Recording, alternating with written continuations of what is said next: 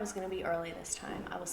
I sat down at my desk at 7:20 and I was like, I'm literally going to be early. Oh shit, I didn't mean to do that.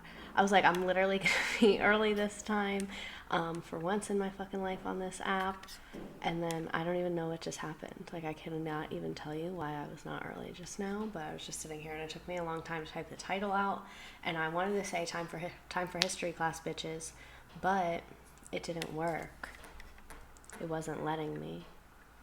It was like, that's a curse word. Which, like, that's fucked up. Man, hi, Clancy.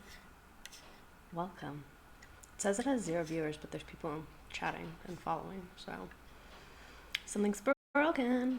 Something's broken. Oh, there it goes. Now it says 6. That sounds more accurate. When I squish this thing, can you guys hear that? Because, I don't know where the stars are right now, but they're really fucking with me. You can hear this. What about down here? Can you still hear it down here? Can you hear that? Okay, what's the Nearpod? Oh my god, sorry, I forgot to put it in the chat. Fire me, literally. Mac Mosher, first time chatter, what's the Nearpod? If you want to click that link, you can like interact with the slides basically. Like there's a game at the end and there's poll questions and like shit like that. If you are just trying to watch, you can just watch. But if you like have multiple devices and you want to get really into it, you can join if you want to. But I also just like to teach with this tool because it's my fave. Happy hump day. I just put contacts in and I think I might have put one of them in like inside out. And so like I might be a little like cross-eyed on this stream. So sorry about that.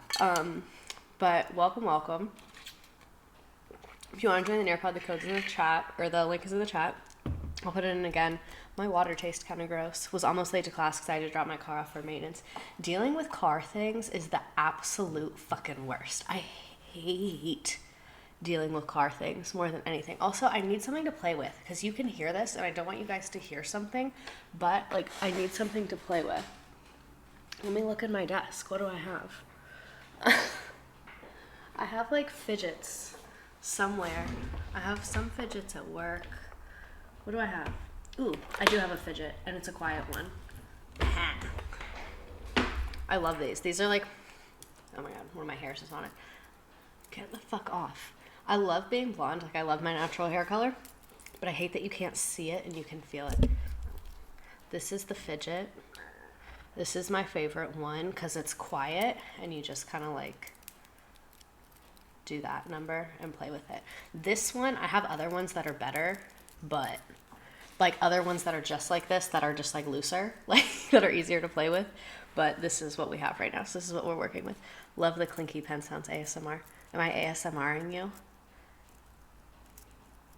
What if I just fucking screamed so loud? Oh my god, hi Jessica. I need to study for actual or history class so badly, but this is better. Oh my god, it's fine. Just hang out here. It's fine. Yeah, it's a great fidget. Sin21, first time chatter. Thank you. It's a great fidget. I love this fidget. Yeah, but what did I put as my question? It was funny this time. Okay, would you rather be too high at a funeral or too drunk at a wedding? You can answer in the chat too. Would you rather be too high at a funeral or too drunk at a wedding? I mean, this contact, she might have to go. My aunt uses scented putty for fidgeting while she's at work. Ooh. Oh, the mini remote fidget. I had one that looked like a mini game controller that like all my kids would always break it because it was made so cheap and they would like fidget with it too hard. Like they weren't breaking it in like an on purpose way. I loved that one though. That was a good one. I'm currently in college for being a teacher and I've tried ed TPA lessons. This is a perfect distraction. If you really want to get out of the ed TPA, come to Florida. I know a school that's hiring. Too drunk at a wedding for sure. I would rather be too high at a funeral. Oh, code. If you want the Nearpod code, here's the code.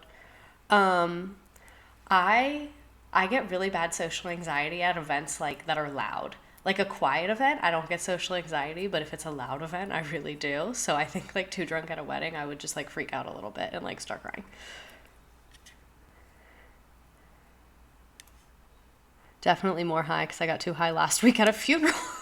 Oh my god, I really like came for you with this one. I didn't even mean to do that.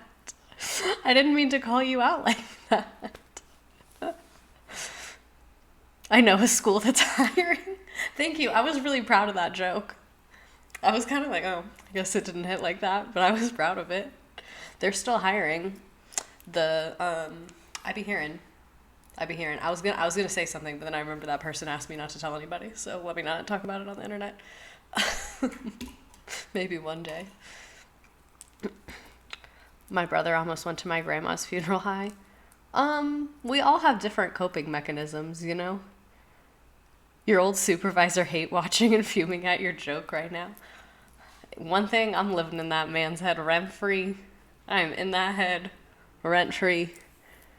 I know the moment I have to go to a funeral again, I'll be in fact high no matter what. That's funny.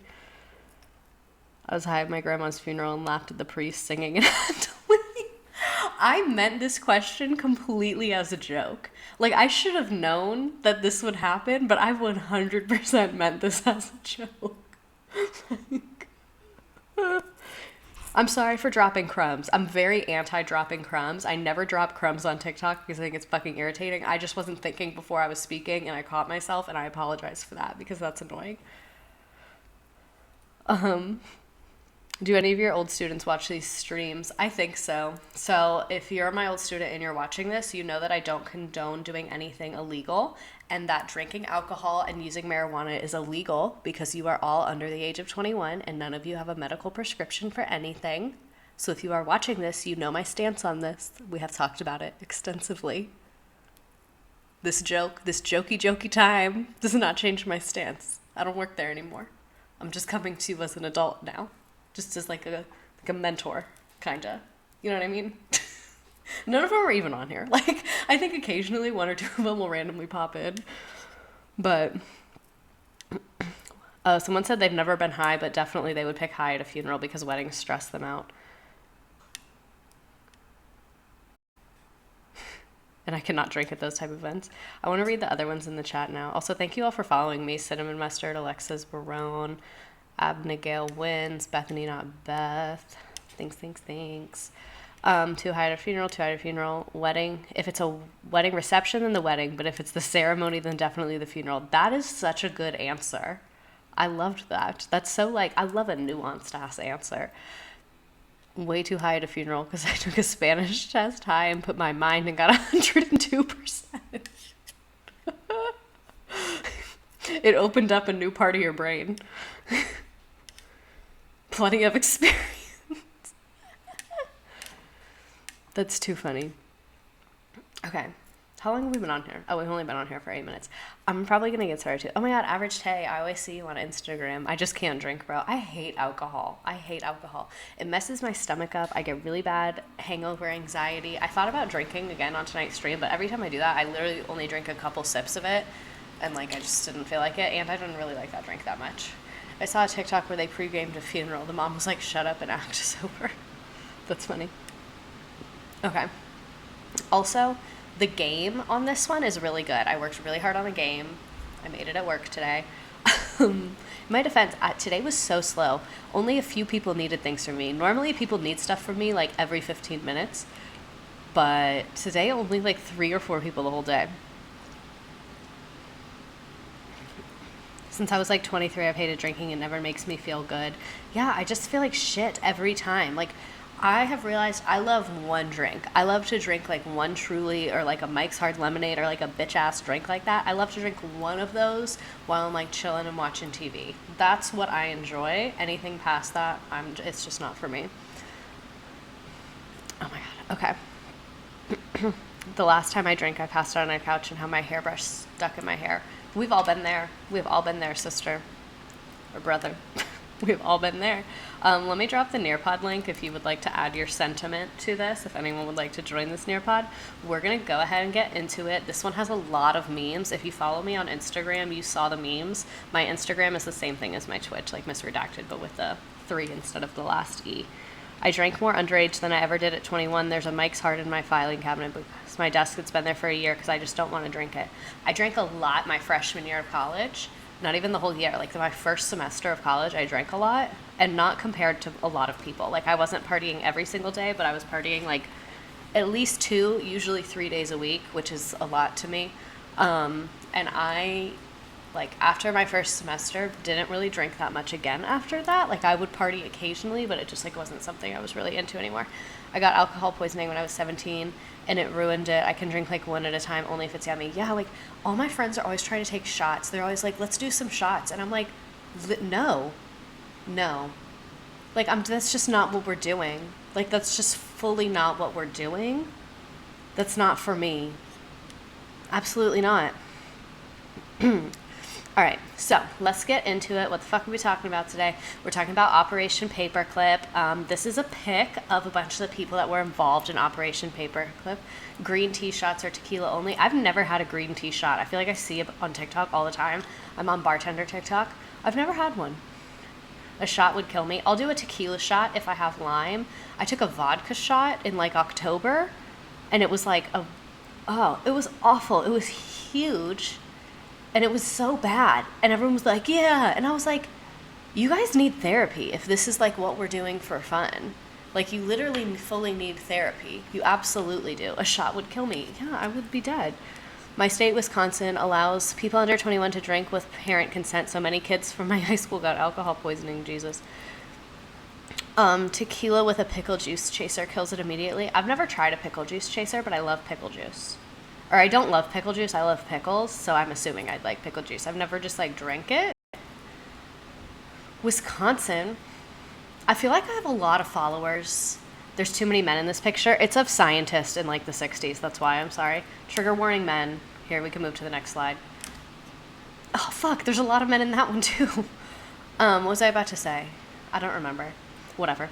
Okay, so what's Operation Paperclip? This is a controversial top secret U.S. intelligence program that brought a bunch of Nazi German scientists to the United States. So trigger warning, we're going to talk about Nazis. We're not really going to talk about the Holocaust very much because we're just more focused on like the scientists and like the things that the U.S. government did. So it'll like come up, but it's not going to be super in depth at all. But just if this is a really sensitive topic for you, or if you're sensitive to talking about anything in this realm, just so you know, like that's what we're talking about. You can leave now. I won't be offended if this is just like not your vibe. If you want to hang out and then leave if it gets a little weird to you, whatever. That's always true for anything that I'm talking about. But basically, we wanted the scientists because of the Cold War. Blanket trigger warning, too many men. This is a very men-heavy lesson. I'm not going to lie to you. There's really not any women we're going to talk about tonight. This is a very white male lesson. Not in like we're not centering voices way, but in like look at the photo of who was there way. You know what I mean? Like, trigger warning, too many men. Okay, so I want to give context for the time period. This started in 1945. So to give you context of 1945, World War II is just ending. When we tried to overthrow FDR, that was a part of this, right? Not really. No, it's kind of related, but we'll get to that. We can do that another day. Have you ever seen that Amazon show Hunters? It features people like this. Oh, someone told me to watch that. I don't remember who it was. Oh my God, I forgot. I have to tell you guys a story. So before we get into this, I want to tell you a story. So I don't talk about like TikTok or Twitch or anything like that at work because like, I don't know, I feel like it's awkward and just like irrelevant. You know, like what I do on here has literally nothing to do with what I do in there. So, I mean, except for that real estate series on TikTok, but I'm gonna pretend that's not real. But anyway, today I had to have a phone call with my accountant. That's actually just my boyfriend's cousin, so shout out to him for doing my taxes. He was like, hey, I need to call you. So he called me on my lunch break to like ask me a bunch of questions and do my taxes basically. And all my coworkers were like there and they were all on their phones. So it was like silent and I'm like having a full ass phone conversation and I was trying to eat lunch. So there's like not really anywhere I can go to, you know what I mean? We're gonna have this conversation. And he was like, oh, and he didn't realize where he was. So he was trying to small talk with me. And he was like, oh, how's TikTok going? And I was like, yeah, it's going good. And he was like, I heard you're doing Twitch now. And then was like, trying to answer his questions and be really polite because like that's my boyfriend's cousin and I don't really know him and he's like doing my taxes, which is really nice of him. And then also like not really give too specific of answers because my coworkers are literally sitting right there. And I was just like, no privacy, just vibes. No privacy, just vibes. Welcome, there's more people now. If you want to be on Nearpod, I'm about to send the Nearpod. We're talking about Operation Paperclip. Let me focus. Okay, so this happened right after World War II. World War II was between the Allied and the Axis powers. This is not a full list for Allied and Axis. This is just like the main hose. Allied is USA, that's us, France, Britain, and the USSR. That's like the Soviet Union, Russia. They've changed names a bunch of times. That's not what this lesson is about. Maybe we can do that another day. The Axis powers, that's what like bad guys, you know, like in all the war movies. That's Germany. Hitler was the dictator, and this is when the Holocaust happened. So like we're talking about right after the Holocaust happened. And then Italy and Japan. So that's who is who. We're not going to get into World War II. We're not going to get into what happened. We're not going to get to why, who lost. We're not doing that. The Allied powers won. I'm hoping most of us know that. If you don't, though, no shade. No shade. The American education is terrible. Okay, so the United States and the Soviet Union did not fuck with each other. Like, we had been not fucking with them. Sorry, Dad's watching over this. We're not going over World War II. I love a World War II dad. Not the ones that are like weird Nazi sympathizers, obviously. But I love like a History Channel dad. My dad is not a History Channel dad, but I love a History Channel dad. I always got confused about Allied powers because I forgot the US and USSR were ever allied. So the way I describe the relationship between the United States and the Soviet Union during World War II is like if you got paired up with someone you fucking hated for a group project and you were just like both going to be adults about it. That's kind of the vibe they're on. They were like, I don't like you, you don't like me, we can fucking group project this, but like we didn't talk to them very often, we didn't coordinate with them very often, we both kind of like divided and dealt with things, like, so we did ally with them and had like a, I guess, positive relationship, but it's not like we were besties, if you get what I'm saying. History majors who are into World War II could be a major red flag. So I actually, when I was in college, I took a class that was just about the Holocaust. It was an entire semester just about the Holocaust. And there were some red flag ass people in that class. I'm going to be honest with you. There were some red flag ass people in the class. And the thing that made it even crazier about these red flag people in the class is that the professor, he wasn't alive when the Holocaust happened, but he lived in Germany he was born in Germany in the 60s. So like tons of his parents, friends, and like neighbors and friends, like he was very connected to the actual event. You know what I mean? Even though it didn't happen in his lifetime. And so these red flag ass people are in that class. And I was like, this is so awkward. This is literally so awkward. I missed a few minutes because my boyfriend called. He obviously doesn't care about my education. Fucking retweet to that glow in the dark parade. God. I took a class on the interwar period in college and loved it. Ooh. Were they men? Yeah, most of them were men. There were a lot of men in that class. It was also a very man-heavy class. Also a very veteran-heavy class. I went to Florida State, and Florida State has like really good programs for veterans. There's a lot of veterans that go to Florida State. And that class just kind of had overall a weird energy about it to me. Damn, we're really going in on men today as we should. I taught a bunch of my agents the word misandrist. So I don't even remember how it came up, but I said it and they were like, what's that? And I was like, oh, a misandrist is like a misogynist, but towards men. And they were like, oh, so someone that hates men? And I was like, yeah. And there were all these men that I'm explaining this to, and they were like, huh, that is so interesting. And as a joke, because like, you don't have to have a degree to have my job. I go, yeah, putting my sociology degree to work today. I thought it was funny. They thought it was funny. Ooh, first time chat. I took a Holocaust course and had a similar experience, right? BLW 44. Like some people in there, red flags from some of the people in there. I meant to post on TikTok about this and then I just like completely forgot. So oops. So I want to continue to give context on the time period. So the United States and the USSR do not fuck with each other, but because the US was fighting Germany on the west side and the USSR was fighting Germany on the east side, it was kind of an enemy of my enemy is my friend vibe. Like it was like, well, they're fighting them, so I'm going to be cool with them.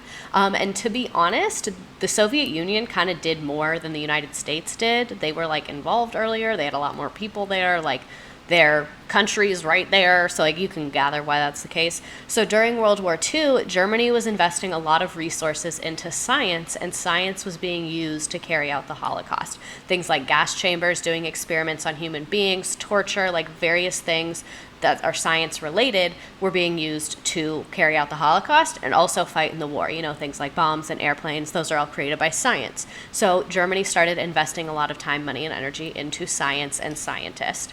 And after World War II, the United States and the Soviet Union started kind of beefing with each other. Like we started to have problems. That's a long story of why we have problems. We're only going to go over a little bit of it, but basically both of us felt like we should be in charge. Both of us were like, we fought really hard and we won, so we should be able to like spread our way of life. So like as the United States, we wanted to spread capitalism, and we wanted all these European countries to become capitalist, because all these countries that were under the German Empire had like no government now. Like they were like, oh, we need to have like a way of life. So the US was like, well, we want to talk to them and make them capitalist. And the Soviet Union was like, well, we want them to be a part of the Soviet Union. Like we were the ones that did the fighting over here, so they should be a part of the Soviet Union because we're right here. Like these are our neighbors and you're like all the way across the fucking ocean. So that's kind of what the beef was. There's more to it than that, but that's really just like the main idea of where it came from.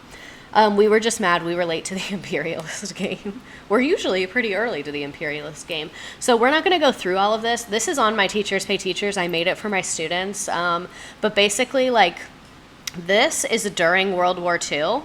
This is Victory in Europe Day. This is when Germany surrendered.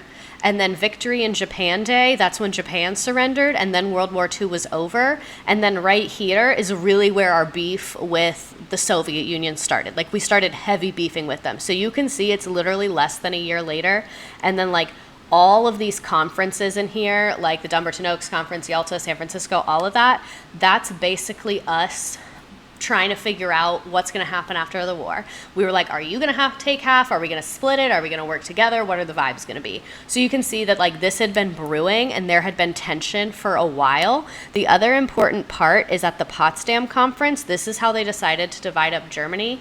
And this is where our president, Truman, president of the United States, told Stalin, USSR leader, that we had an atomic bomb. So like OVS, if they don't fuck with us that hard and we have an atomic bomb, they're going to be like, March 46. Yeah, basically.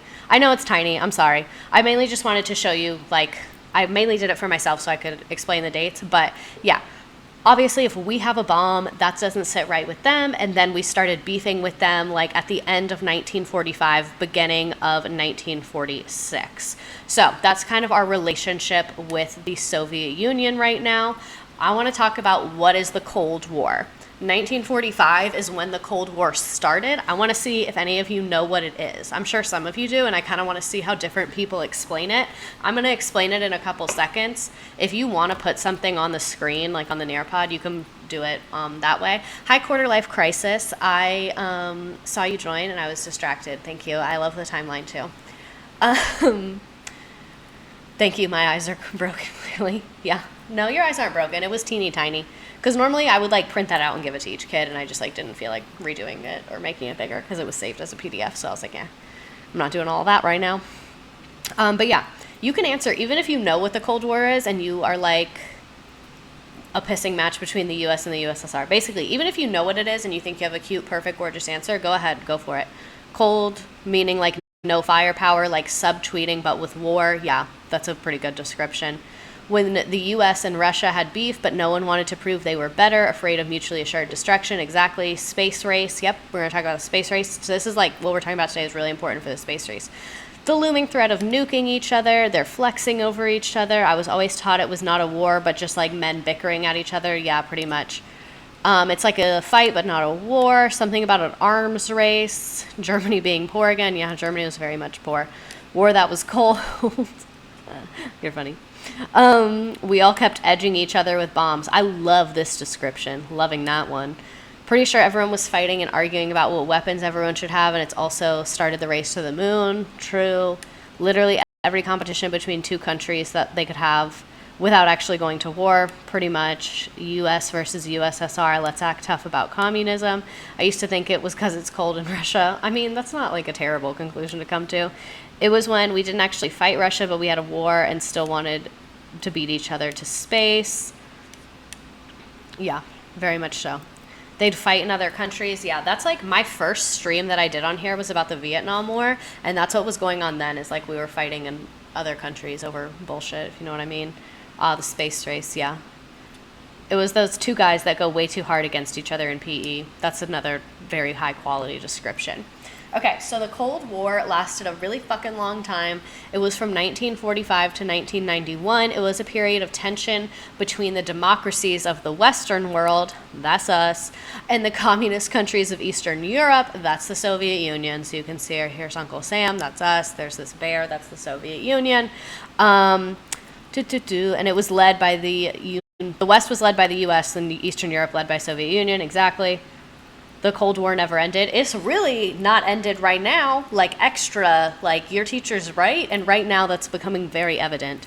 Although the two superpowers never officially declared war, they fought indirectly in proxy wars, the arms race and the space race. So a proxy war is like, hey, I fucking hate Russia. Instead of fighting Russia, I'm going to help the South Koreans fight the North Koreans, and Russia's helping the North Koreans fight the South Koreans. It's literally like when parents pit their kids against each other. That's exactly what it is.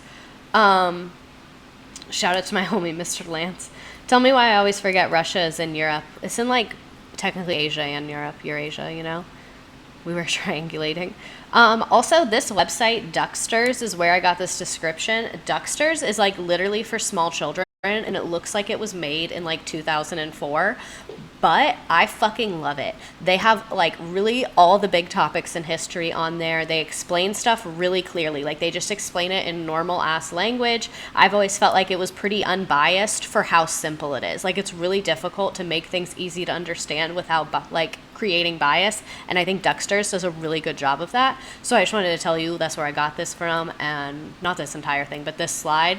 And I love them. I use them as a teacher all the time. I use it for myself to make these. Like, it's just a great website. Okay. So, the Cold War, this is from Britannica. This is more of like the daddy definition.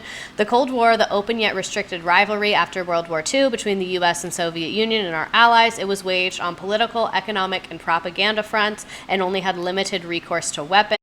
The Americans and British feared Soviet domination of Eastern Europe and the threat of a Soviet-influenced communist parties coming to power. The Soviets were determined to maintain control of Eastern Europe in order to safeguard from any renewed threat from Germany, because the Soviets were like, Germany could rise up again and we don't want to deal with that fucking bullshit.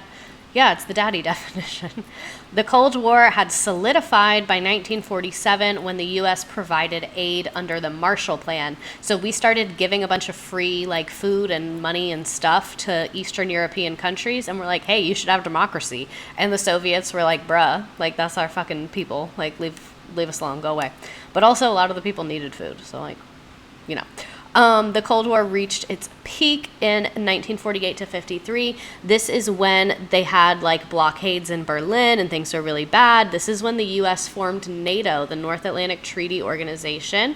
And then this is also when Chinese communists came to power in mainland China. And this is when the Korean War happened, and then like the US was supporting South Korea and the Soviets were supporting North Korea, and it was just like we were really just beefing with each other. The Cold War low-key gave my family PTSD. Would love to hear more about that if you're willing to share. Thanks for the follows. Love that for us. World War II was always my fave thing to learn about, mainly because Hitler had everyone in a chokehold and everyone was like, it's fine, until it wasn't, and just never understood why we've trusted men in power. No, there's literally so many examples of people being like, hey, someone needs to check Hitler, and then everyone being like, oh my God, but that's so awkward. Like, I don't want to do it. And then just no one did it. Like, I don't understand how that's the solution. NATO is such a popular girl group right now. Yeah, NATO's lots going on with NATO right now. So let's get into Operation Paperclip. Now that you know everything you need to know to kind of understand this, the primary purpose of Operation Paperclip was to give the, we were legit doing it now with Putin, yeah, was to give the U.S. a military advantage over the Soviets and to help us in the space race. So we brought in a ton of scientists that were Nazis, literally. We brought in about 1,600. The Soviet Union brought in 2,200 German scientists and their families. So we were basically like taking Nazi scientists, and then the Soviets were also taking Nazi scientists, but low-key, like, a lot of people are like, oh, I can't believe the Soviets did that, but like, we did it first. So I kind of get where they were like, oh, fuck, they're getting these people to build bombs. We should go get some people to build bombs too. Like, I get, you would do the thing that we did in retaliation, you know? Here's a meme. Mine. I love that movie. Okay, here's another meme. I liked this meme a lot. Also, let me drop the Nearpod if anyone wants it. I know people are like in and out or whatever's. Basically, they were just Polish living in Wisconsin, and so many people thought they were communists because of McCarthyism. So they heavily had to assimilate and stop being harassed. Oh, that sucks. I'm sorry. Love the memes. Thank you. Are we going to go over the history of Molotov cocktails? We're not, but I'll write that down. My water tastes bad. I need to clean that bottle. Something's off. Something's not right. Something's not sitting right with me. My US2 teacher in high school loved telling us the story. I love history teachers because they're always the weirdest. You know what I mean? Like, they're just always really, really weird. Okay, so are we surprised at this? So far, what we've learned, the fact that the U.S. had Nazi scientists come in and the Soviet Union had Nazi scientists come in. If you want to vote in the poll, they're Nearpod, or just put it in the chat, whatever. I'm confused by the bottom of the meme. So we're going to get into the U.S. basically went to Germany and was like, hey, Nazi scientist, come with us. You work for the United States government now, is what our plan was here. So, oh, I forgot to hit start. Sorry. Go ahead. When was the last time you washed your emotional support water? It's been a couple days. I put lemon juice in it, so I wash it like more than most people, but I think it's been a couple days. I think I need to give her a good wash. It also, I think it's because like the water was just sitting in there for like 24 hours and it like made it stale, and now the bottle tastes weird because of that. Are we surprised that the U.S. and the Soviet Union both recruited Nazi scientists? Are we surprised at this? I like how A is immediately winning. The absolutely not. This is very on brand for both countries. I also put a timer on this, so you have less than a minute to vote. So if you want to vote in this, you have 52 seconds. I knew that we, the U.S., did this, but why I thought we're just fascists, huh? I mean, yeah, but it was also like science, you know? Mine is also due for a washing, so no judgment. Yeah. I think I washed it like 4 or 5 days ago. That sounds right. No, not really. Not at all. We are awful. Yeah, the U.S. is not the vibe a lot of times. The U.S. is really not the vibe a lot of times. But you know, sometimes life be like that. Sometimes life really just be like that. You have 10 more seconds to vote in this if you want to vote on it. Sorry, I burped. I had McDonald's. It was so fucking good. I love McDonald's. McDonald's is literally like the exact thing that my body needs. You know what I mean? Okay, so German scientists get put to work. Let's look at how we got here, what happened, all that stuff. By early 1943, this is when World War II was still happening. Remember, World War II, it ended in 1945. That's when we started beefing with Russia. In early 1945 is when the war ended. That's when we were beefing with Russia. 1943, the German government was like, okay, let's get all the scientists in this bitch. A bunch of them had been like cooks and like soldiers and things like that. So they recalled 4,000 of them to go to, I'm not going to try and speak German, but this place to like do science. So basically they were like, we should get the smart people to like do science instead of having them like on the front lines. So this is kind of where it started. So overnight, PhDs were liberated from duty, and masters of science were called from service. Mathematicians were hauled out of their jobs as well. Like everyone was basically like picked up. I know some of them were sent to Texas, I think. Yeah, a lot of them were all over the U.S. All these people get like scooped up by the German military because they're like, hey, you need to do science. And the Nazi government recall of their now useful intellectuals for scientific work first required identifying and locating all of them by this guy, Werner Ozenberg. He was an engineer, and he created the Ozenberg list, which basically was the list of everybody that they were going to pick up. So it was like, these are all the smart science dudes. This is who we're going to go get out of the military, and we're going to make them do science for the Nazis. Do you think this is why Confederate racism and white supremacy is largely an issue in the South, since that's where a lot of them were relocated to in the U.S.? I don't think so, because like if you look at the number of them that came versus the size of the population, it's just like I don't think it could have that much of a ripple effect that quickly. You know what I mean? The way that Yeah, literally, what is this? Did the German scientists want to go to the US and USSR? We're going to talk about that. Some of them were down, and some of them were definitely not down. This word I really just like can't not fucking get over right there. I'm not even going to try and say that. In England's Defense Research Association, if they didn't, they died, right? I mean, they're like the Nazis were losing, so it was like, they're probably going to kill you. You know what I mean?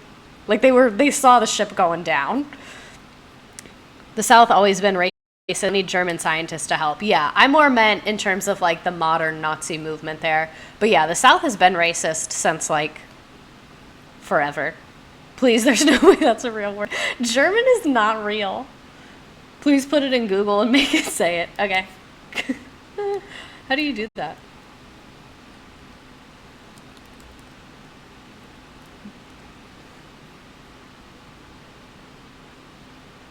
Oh, I have to turn my sound on. Hold on.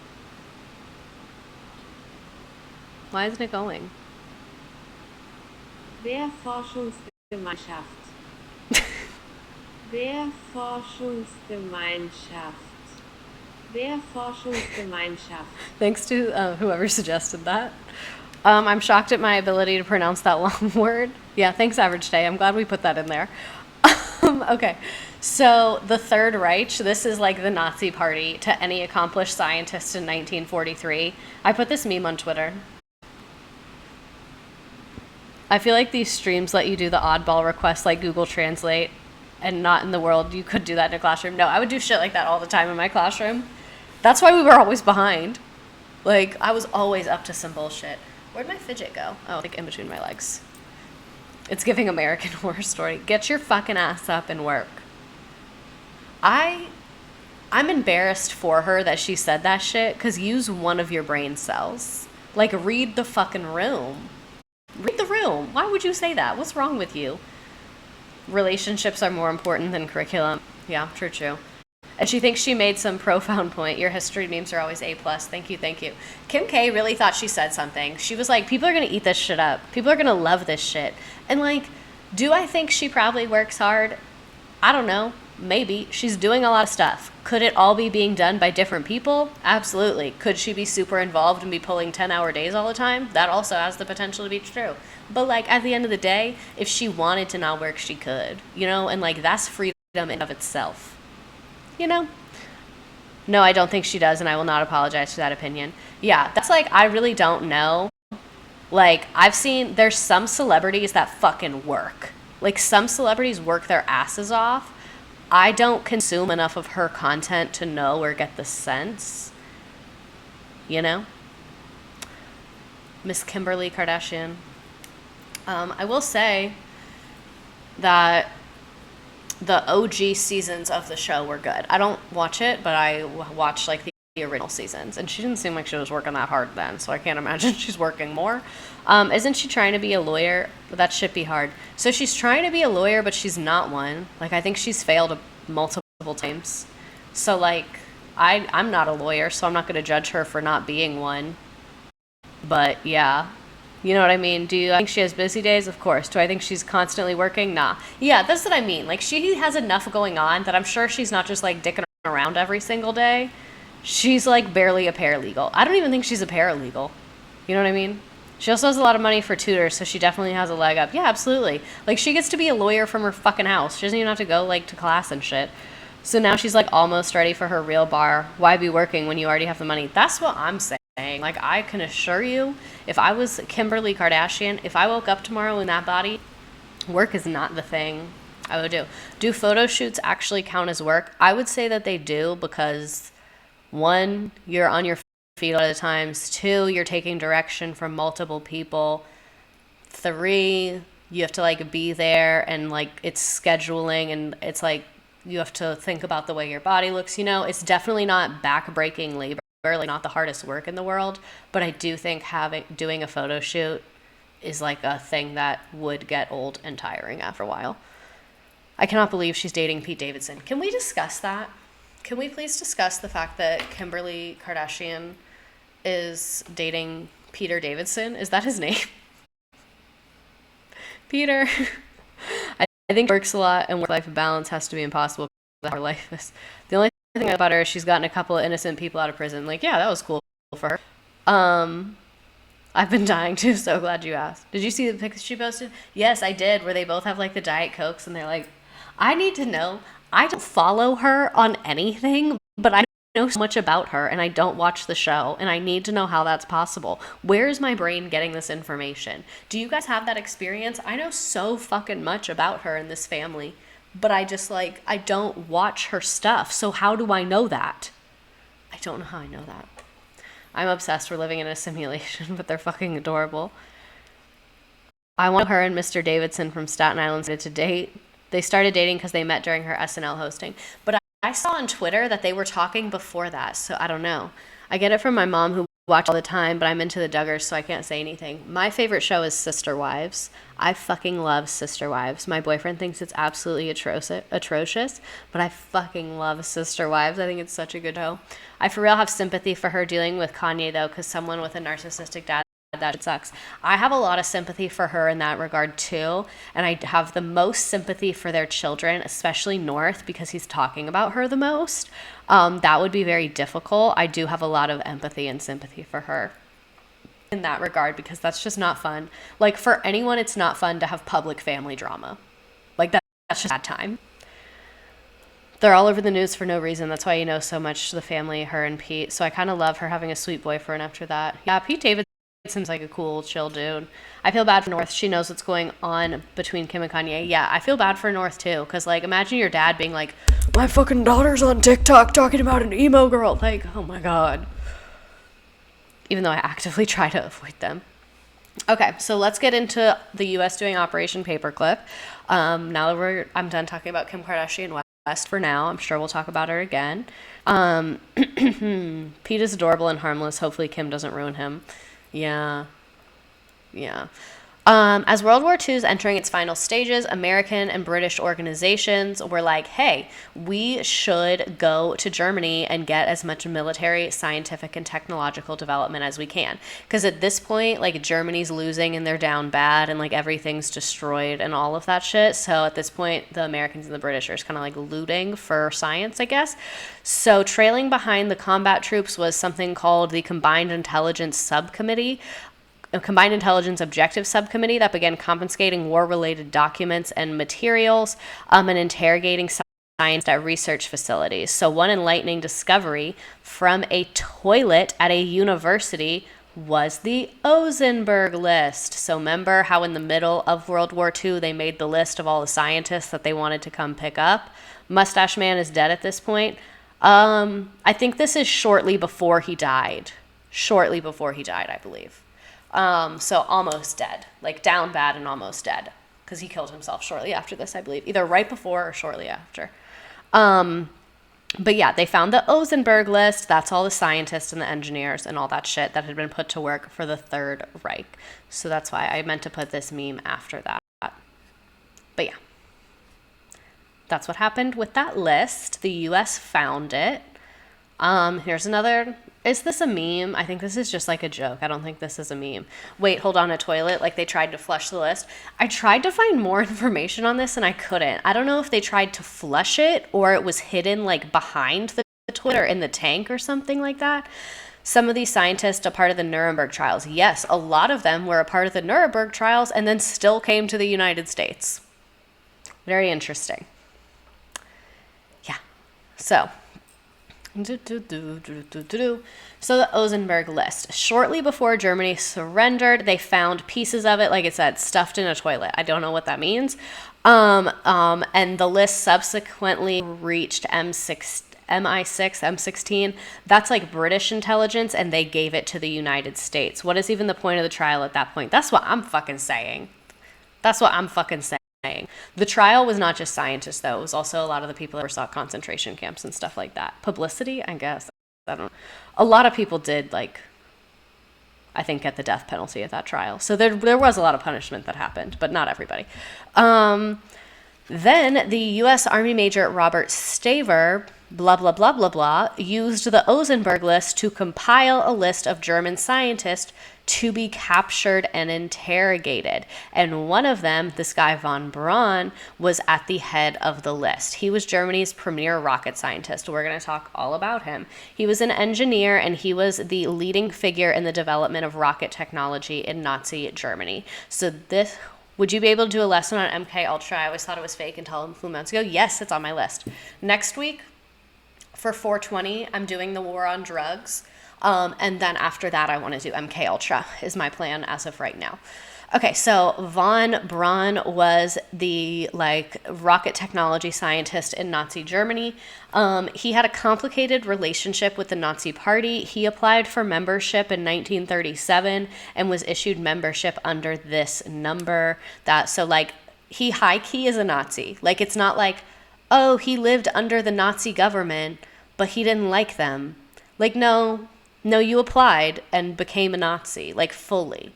So we're going to talk about why it's a little more complicated than that.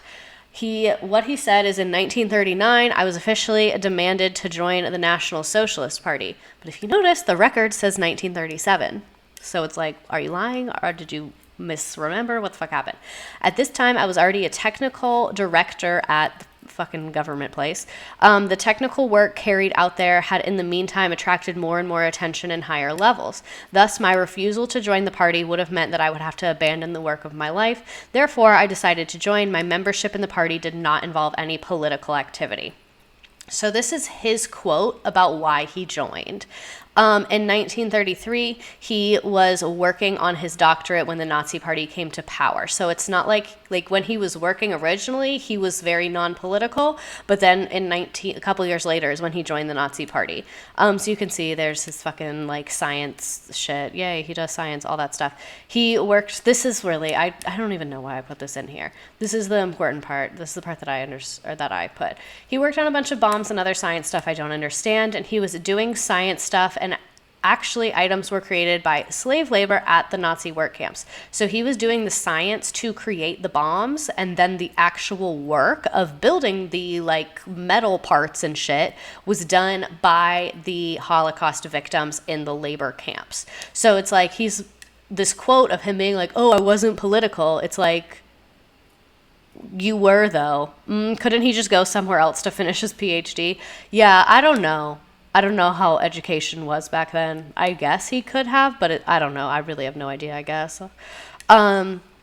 So, again, him being oh, I don't fuck with the Nazis. He admitted to visiting a plant on many occasions and called the conditions at the plant repulsive, but claimed to have never personally witnessed any deaths or beatings, although it became clear to him by 1944 that deaths had occurred.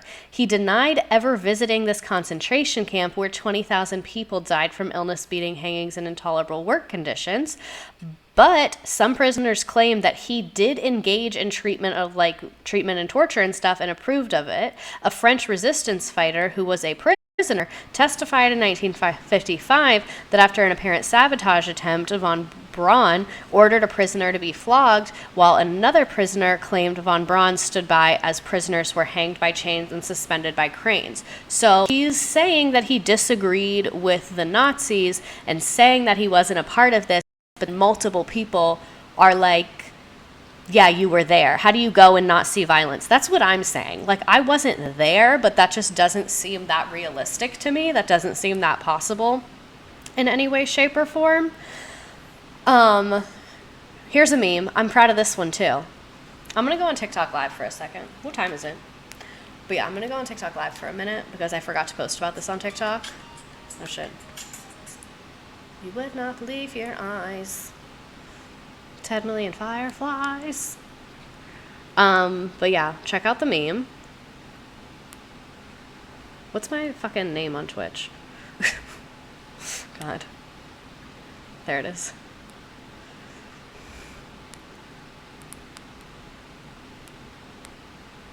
Okay.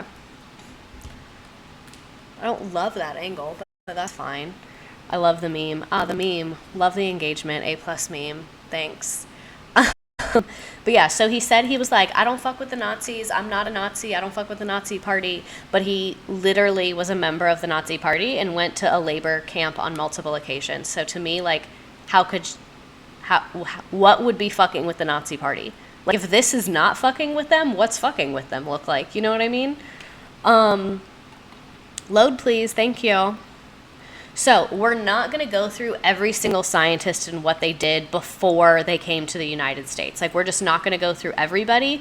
But what I want to know is, do you think that the scientists agreed with and engaged in Nazi atrocities beyond their scientific research? Like, do you think some of them were like, yeah, I'm a fucking Nazi and I'm passionate about this? Or do you think they were like, I'm here so that I don't get murdered and I can do science? I personally think I didn't pull the trigger, so I wasn't actually involved. Yeah, very much that vibe. I personally think most of them probably did believe Nazi shit, partially just because of like culture and group psychology and things like that. And then I think they probably rationalized it to themselves, and then they denied it later. Like, I think they were just like, oh, I'm going to tell myself that everything's fine, you know, like, and just like kept talking to themselves and making it make sense. I'm sure some of them were protecting themselves, but I think a lot of them probably did engage in this shit and did believe in it. If they didn't believe it before, they definitely got conditioned. Yeah, that's what I think too. Like, I think a lot of the people probably didn't like believe in it really, and then when they were working in it, they just like it became them. You know, just because like group psychology is really, really crazy. I think it's a mix of both. I think some were Nazis and wanted to do science, and some Nazis was their way to do science. Yeah, I like that phrasing. Like, some were Nazis that wanted to do science, and some of them, like, Nazis was like the only avenue for them to do science, which are kind of two different things. Most probably did it because of how Hitler and Nazism came to be, but some of them had to be forced. I think, unfortunately, they didn't care. Like, they saw the atrocities happening to other people, and they were like, this isn't happening to me, so I don't need to care about it. I think that's probably very, very accurate. G. Yeah. I can absolutely see someone sacrificing their morals for their work. Either way, they participated. Yeah, I think people are just so complicated and nuanced, and everything is just like, you know, they're most definitely Nazis. Probably some of them do not die, bruh. People love Nazism. We're there to not die, yeah. Probably a small number that were just trying to protect themselves and forced to join. Just like the father of gynecology tortured enslaved women in the name of science, I'm sure these scientists were truly messed up. Yeah, exactly. Like, fuck shit has been going on, and I'm sure fuck shit was happening here. You know what I mean? Also, Mustache Man's propaganda. Yeah, exactly. Mustache Man meaning like him, like Hitler, like Adolf, that one. My boyfriend says most probably didn't care as long as they kept their life. They just saw it and kept their mouth shut. Yeah, I think that's probably very true. But yeah, it's like you're also living in Nazi Germany. There's not a free media. There's not like any of that shit. So it's like the propaganda probably got to them as well and made them do a lot of this shit. Not made them, like, it's not like, you know, a paper can make you do something, but you get what I'm saying. So let's talk about why the United States of motherfucking America got involved. So Nazi scientists worked on an impressive arsenal. They had a lot of technology, they had a lot of science, they had a lot of shit. In 1945, when Germany started losing the war, American and Russian officials were like, I want some of the technology, and they started scheming. So one example is that they had no idea Hitler had created a whole arsenal of nerve agents, and they had no idea that he had been working on a bubonic plague weapon. Oh my God, is it COVID? I shouldn't joke about that. And that's where really Paperclip began. Operation Paperclip is when the Pentagon realized, wait a minute, we need these weapons for ourselves. Wait, this is amazing. Oh my God, thanks. Thanks, Zoe Queenie, first time chat. I don't know if my work was killing people. I don't know if my work was killing people. You'd have to believe it just a little bit. Yeah, you'd have to be a little bit bought in. Yeah, exactly. Is it COVID? Is it COVID? For anybody on TikTok right now, I'm on Twitch if you want to like see the slides and shit like that. But yeah, studying weapons wasn't enough. The U.S. military wasn't the only country eyeing Nazis. Their one-time allies, the Soviet Unions, were doing the same thing, like we said. If the Soviet Union was going to press their former enemies into service, American military officials didn't want to be left behind. So because we were both eyeing these bitches. The Twitch link is in my link tree. Everything's in there. If you click the link, it'll join and it's free. You don't have to pay money or anything like that. Don't worry. When the military did what they could to whitewash, meaning like clean up, like none of these were people of color. That's not what it's saying. It means like to hide, essentially. To whitewash the past of their prisoners of peace, some scientists called themselves had many serious skeletons in their closet. For example, von Braun, that guy we talked about, handpicked people from horrific places to work on building his rockets. So there's even more shady shit that he did. So it's like all these people have skeletons in their closet, and we honestly don't even really know what sorry, something funny happened in my TikTok chat. We honestly didn't even really know what a lot of them did. Like, they have skeletons in their closet and all of that shit, you know? Like, we didn't even really know what they had actually done because it's not like we have those records. A little random, but this is helping me make a quick lesson for student teaching. LOL, thank you. You're welcome. Steal it. I'll send you the slides if you want me to. So Operation Paperclip was originally called Operation Overcast. Also, this is one of the questions in the game at the end, so remember this if you want to win the game. This question's literally going to be fucking on there. So Major Staver's original intent was only to interview the scientist. That's the guy that's like in charge of this in the United States. But what he learned changed the operation's purpose. In 1945, he transmitted to the U.S. Pentagon headquarters a telegram urging the evacuation of German scientists and their families as the most important for the Pacific War. Because remember, at this point, Germany has surrendered, but Japan has not. So World War II is not over. So Germany has surrendered, and we're like, let's fucking go get those scientists, make them build a bomb, drop that shit on Japan, and be the new world power, is like the vibe that the United States is on right now. So most of the Ozenberg list were working in the Baltic coast of Germany, developing a rocket. After capturing them, the Allies housed them in southern Germany. So we literally kidnapped them. We literally were like, come here, you're coming with us now. So on July 19th, 1945, we managed to capture all of these people under Operation Overcast. However, when the Operation Overcast name became locally known, it was renamed to Operation Paperclip. So that's why it changed names, is because of like people found out about it basically. So let's talk about the kidnapping. Recruitment, kidnapping, tomato, same fucking difference. It's not.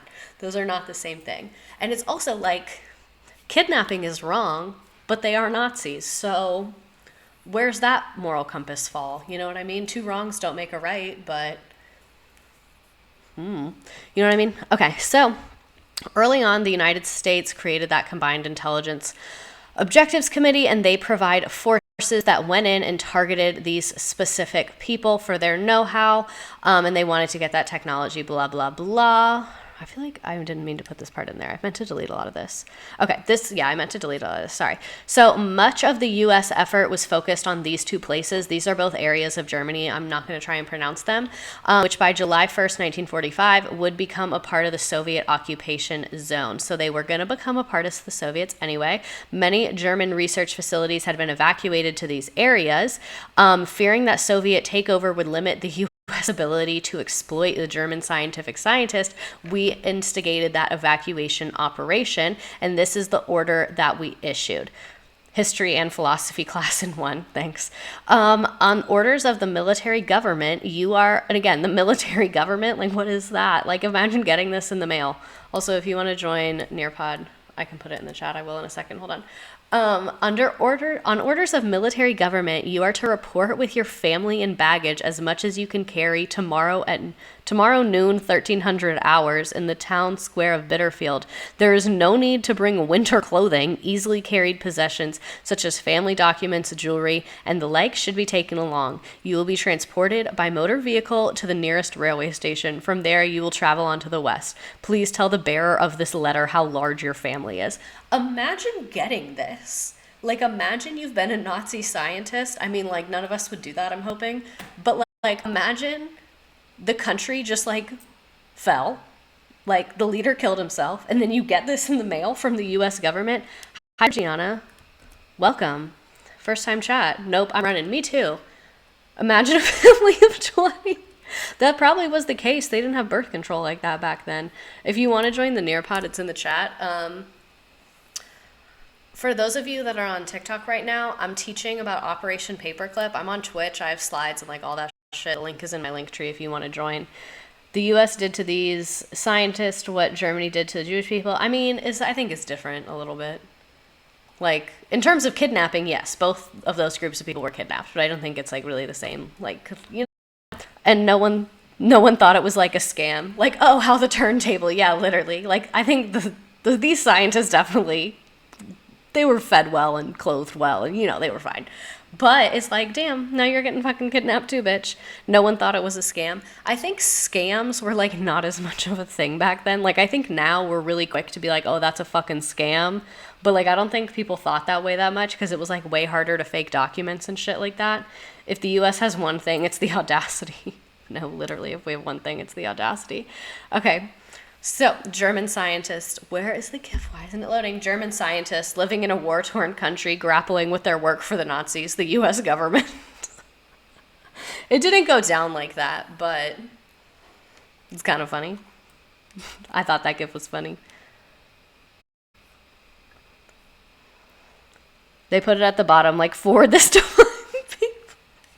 Forward this to 5 people or I'll grab you in your sleep. It's like a horrible chain mail. Oh my god. Thank you for everybody for following me.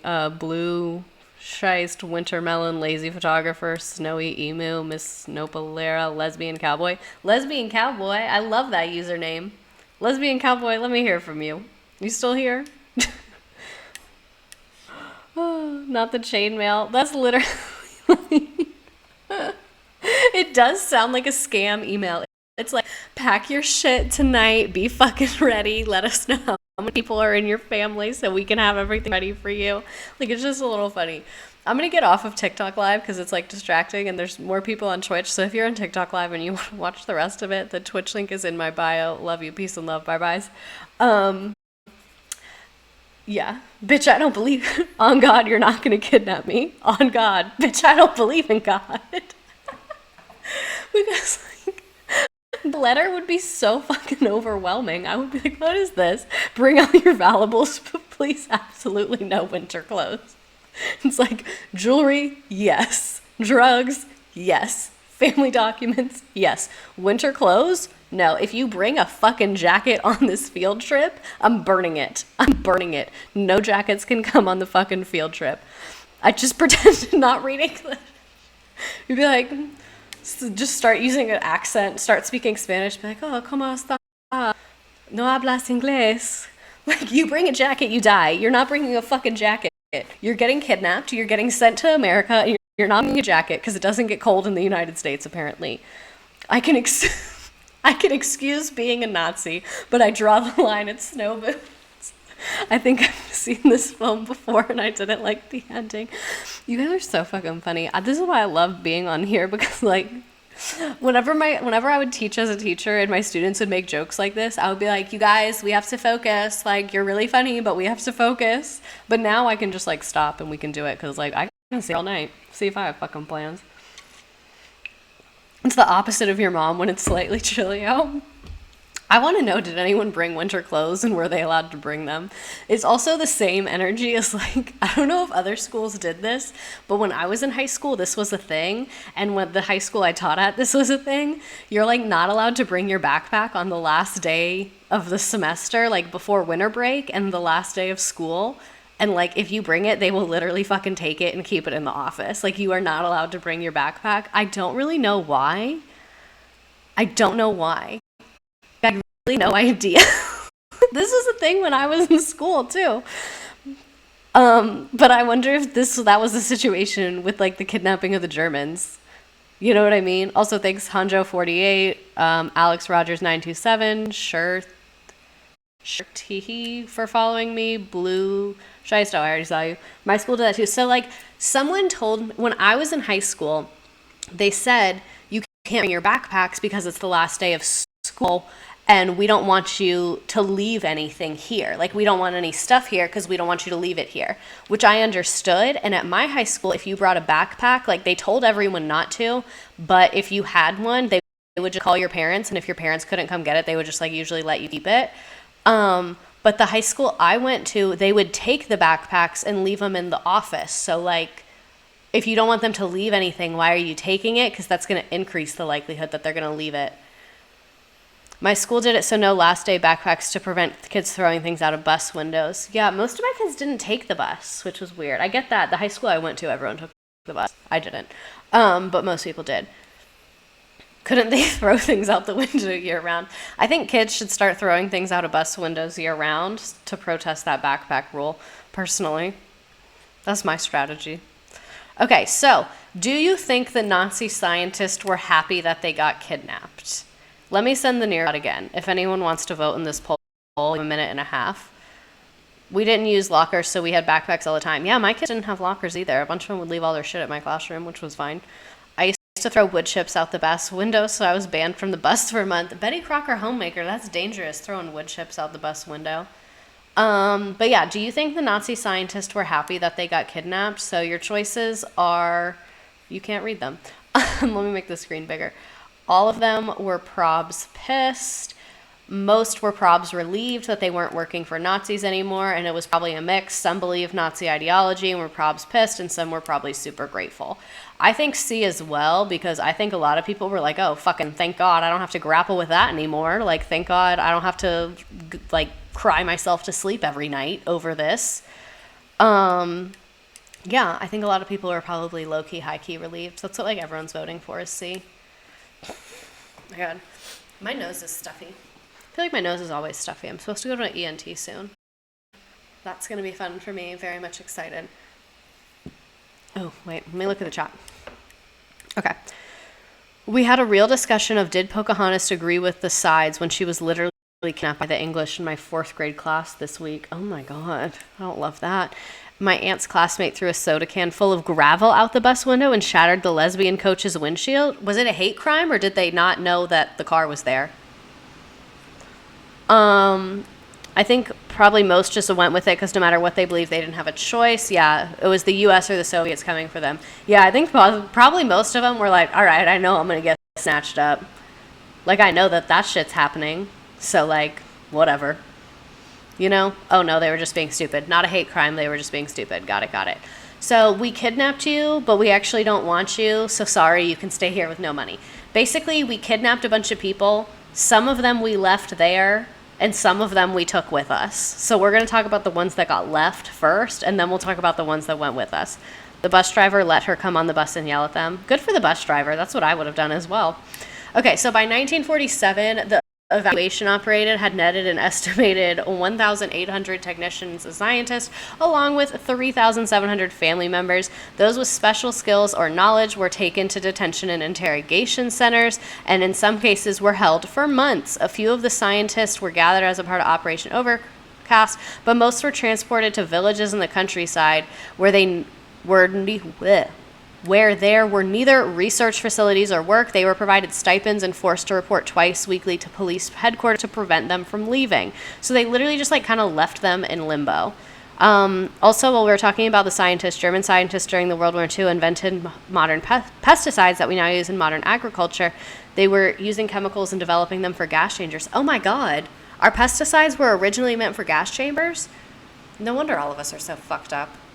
That kind of reminds me of like, okay, so birth control originally was supposed to be like plastic. Like, you know, BPA that's in plastic. Like, birth control is just really aggressive BPA. So, like, that's fucking us up too. Disappointed but not surprised. That's all my feelings about U.S. history. Disappointed but not surprised. Literally. Everything. Forever. Okay. So, in 1947, the Office of Military Government, which had jurisdiction over the western part of Germany, held a conference to consider the status of the evacuees and the claims that the evacuees had filed and the possible violation by the U.S. of laws of war or rules of land warfare. So literally from the jump, they were like, hey, you actually can't do that to us. You can't just like force us to stay here and pay us this stipend and like make us live in this little fucking town and like do nothing. Then the Director of Intelligence initiated a program to resettle the evacuees in the Third World. I know Third World is problematic. This is just like a quote that they used at the time. In which the Germans referred to as General Walsh's World program, meaning jungle program. However, this program never actually happened. So they were just going to send all these people to like the Third World countries, but it never happened. And then in 1948, these people received a settlement from the U.S., but it was in the like German currency that like pretty much became like worthless. So we basically like kidnapped them and then put them in these houses in the middle of nowhere, and then we're like, here's some money, but then that money was actually worthless. The U.S. government to these scientists after kidnapping and detaining them for years. I love this movie. This is one of my favorite movies of all fucking time. I love this movie. Didn't third world back then just mean not aligned with NATO or the USSR? Yes. That's kind of where it came from, is that meant like neither country was really involved. So that's why they were like, that's a good point. I should have really gotten more into that. They were kind of like, oh, go to third world countries because they're like neutral, you know?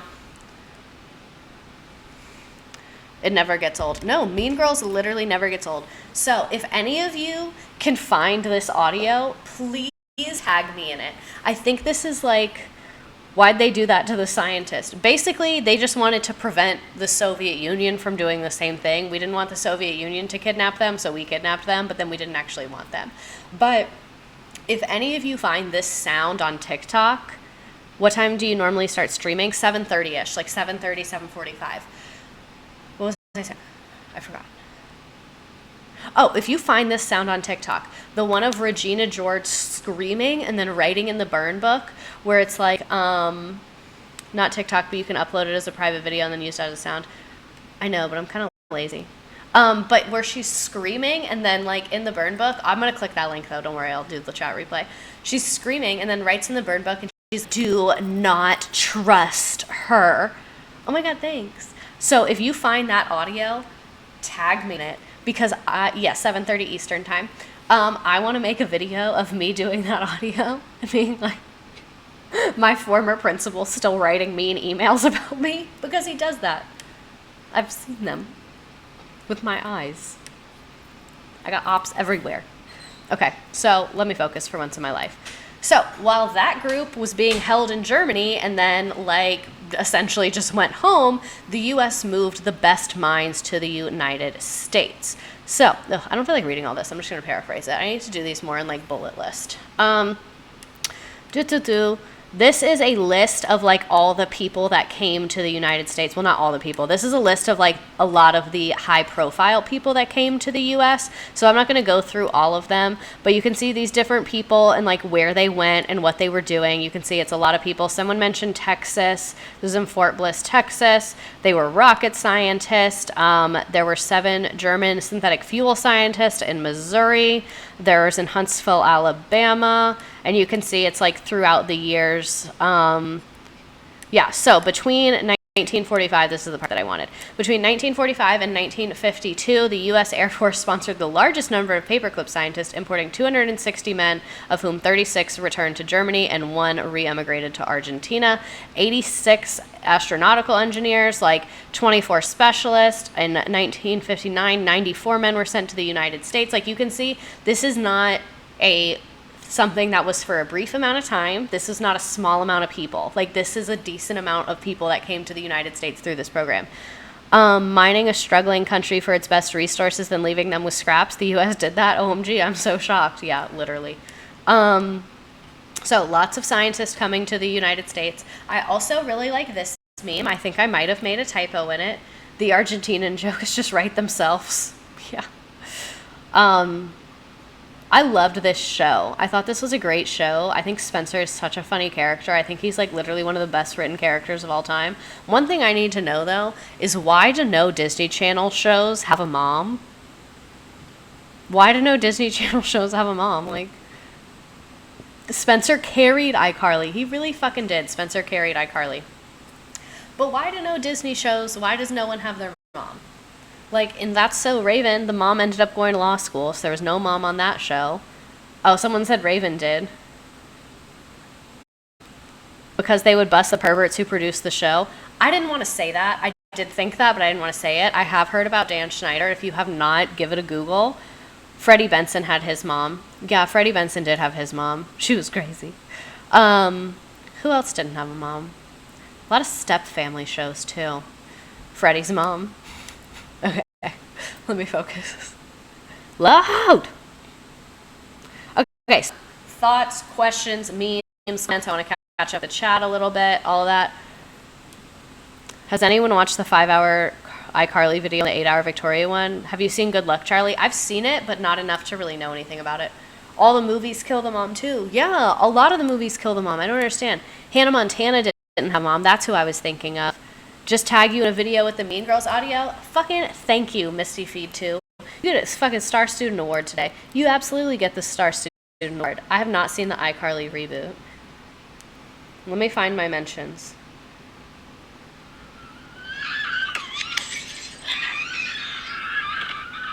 Thank you.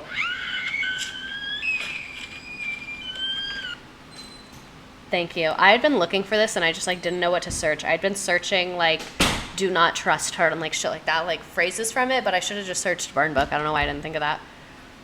Sam's mom was a trip too. I don't remember her. Does anyone remember Life with Derek? Hearing the screaming in the background. Does anyone remember Life with Derek on Disney Channel? We need to fucking discuss the show Life with Derek. Nazi scientist going to his new job at NASA and Nazi soldier going to prison. We need to discuss Life with Derek because why was there so much sexual tension in the show with Derek? Why was there so much sexual tension between the stepbrother and stepsister in Life with Derek? The actors stand the couple. Like, that was weird. And then they just took it off the air. Like, I think the producers were like, yeah, we just have to go. Like, we just can't do this. They were definitely fucking on Life with Derek. Those siblings were fucking. They talk about it in interviews. That's hilarious. Thank you for tagging me in a video with the sound. Oh man, you're going to Germany to do a master's degree? That's fun. I totally need to read an article about this because my listening skills ain't working today. This is also really like, this topic, like, it changed names a lot, it changes people's a lot, it's kind of confusing, you know? It would have been kind of funny if they ended up married in real life, not the show. I think it would have been funny in the show too, personally, but I have kind of fucked up sense of humor.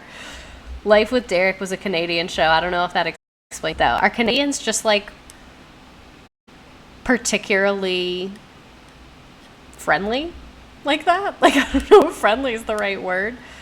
I read something on Tumblr saying they were written to get together with it, and Americans didn't vibe with that, so the Canadian producers put it down. They were written to get together? Like, that's who...